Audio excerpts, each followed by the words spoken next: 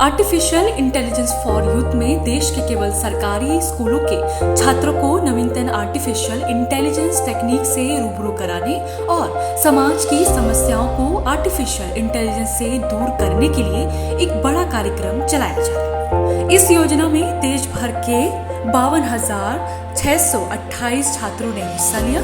Electronics और सूचना प्रौद्योगिकी मंत्रालय, भारत सरकार, नई दिल्ली और विश्व प्रसिद्ध सॉफ्टवेयर कंपनी इंटेलिजेंस के सहयोग से आयोजित इस आर्टिफिशियल इंटेलिजेंस के दूसरे चरण के नतीजे आ गए हैं, जिसमें देश भर के 60 प्रोजेक्ट्स ने जगह बनाई।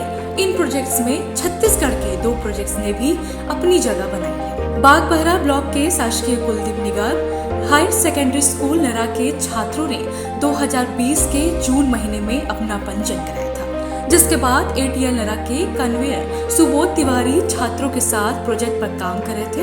ये प्रोजेक्ट था धान की फसल में होने वाली बीमारियों की शुरुआत में ही जान लेना और उसका उपचार करके फसलों को बचाना। नरा की कक्षा 12वीं में अध्ययनरत छात्रा परमेश्वरी यादव ने धान के फसलों में लगने वाली किसी भी बीमारी को प्रारंभिक लक्षणों के आधार पर ही पहचान कर उसके उपचार की दवाइयों का जानकारी प्राप्त करने में सफलता हासिल की है। साथ ही वैभव देवांगन और धीरज यादव ने कृषि फसलों के बीच उगे खरपतवारों को पहचान कर निंदाई करने वाले प्रोजेक्ट्स बनाए। इन दोनों ही प्रोजेक्ट्स को टॉप 60 में जगह मिली है।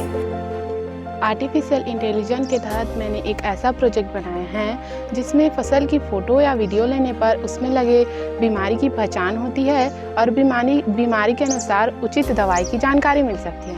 हमारे क्षेत्र में अधिकतर कृषि की जाती है। मैं भी एक कृषक की बेटी हूँ, तो उनकी समस्याओं को देखकर ही मुझे यह सुझाव आया। कल का मेरा इंटरव्यू सुविधाजनक रहा।